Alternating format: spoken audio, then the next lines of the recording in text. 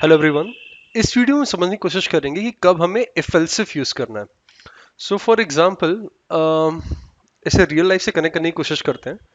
कभी कभी ऐसा मौसम बनता है यार, बिना बताए बारिश हो रही है, कभी धूप निकल रही है, कभी ठंड लग रही है, करेक्ट। तो अगर बारिश हो रही है, इफ इट्स रेनी, तो आप क्या करोगे? इधर रेनकोट या अम्ब्रेला लेके बाहर जाओगे। अगर सनी है तो अगर सनी है तो आप अपने नॉर्मल आउटफिट में बाहर जा सकते हो, correct. And if it's cold तो आप जैकेट लोगे, करेक्ट। तो बेस्ड ऑन दी वेदर आपके डिसीजन चेंज हो रहे हैं। अगर बारिश हो रही है तो रेनकोट, अगर धूप निकली है तो आप नॉर्मल आउटफिट पहन के बाहर चले जाओगे, अगर ठंडी हो रही है तो आप जैकेट पहनोगे, करेक्ट। सिमिलरली, अगर मुझे particular piece of code execute करना है बेस्ड ऑन सर्टेन कंडीशन, अगर वो कंडीशन मेट होगी तो ही मुझे वो कोड एग्जीक्यूट करना है। इसको इस तरीके से समझते हैं। लेट्स से एक नंबर है n, let's say n is equal to 10 and n के साथ साथ आप एक सिंबल भी इनपुट करोगे in the form of string. अगर ये सिंबल पॉजिटिव है तो आप 10 की वैल्यू इंक्रीमेंट करके 11 कर दोगे। अगर ये सिंबल नेगेटिव है तो आप 10 की वैल्यू रिड्यूस करके 9 कर दोगे, right.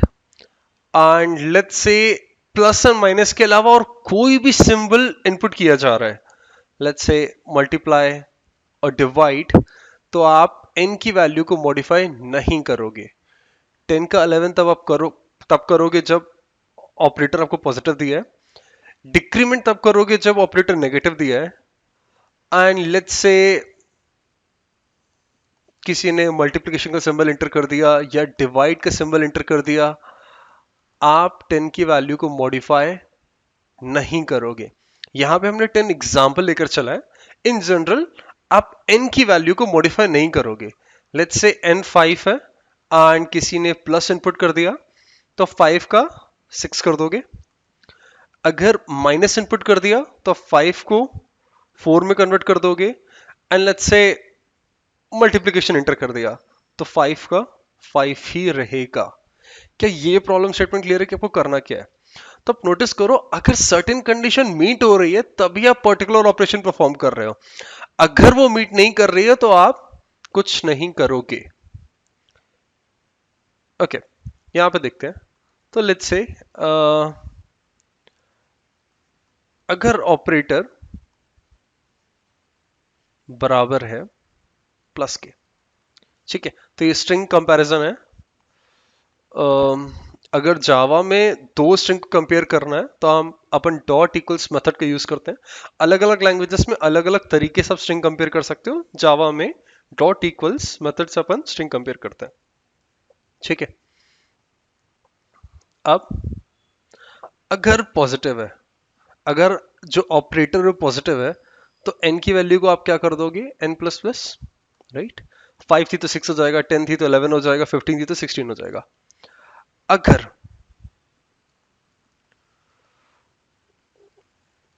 Operator dot equals negative,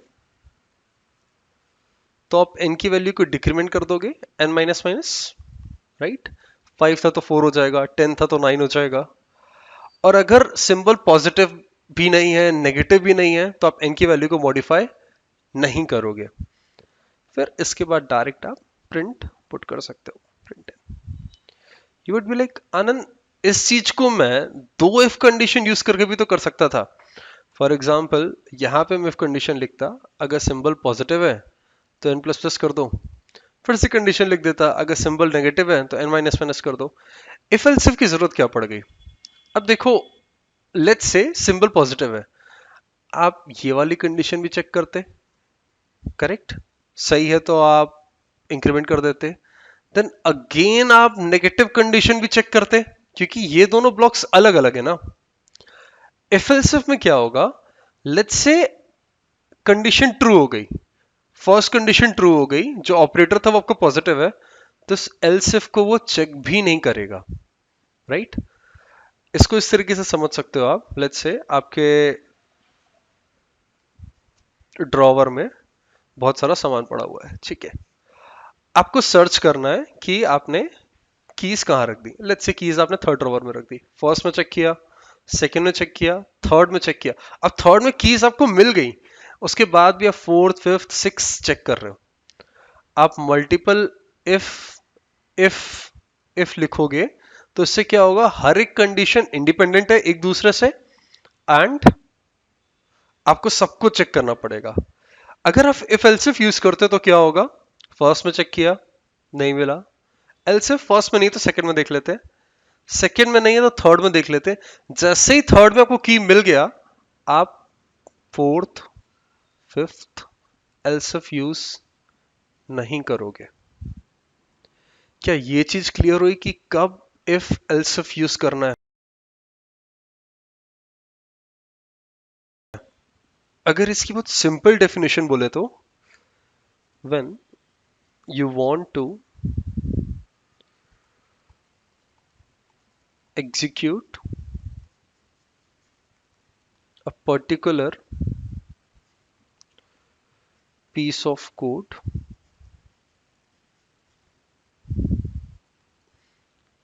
based on piece of code based on certain conditions, right? Also,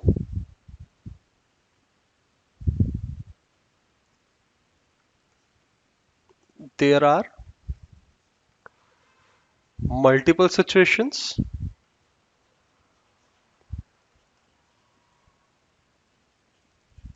and you have to select any one of them.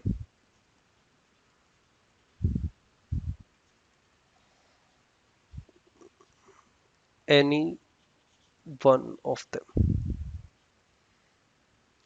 I hope it is clear कि कब आपको if else if use करना है, ठीक है। तो next video में हम समझेंगे कि कब हम if else if and default else block use कर सकते हैं।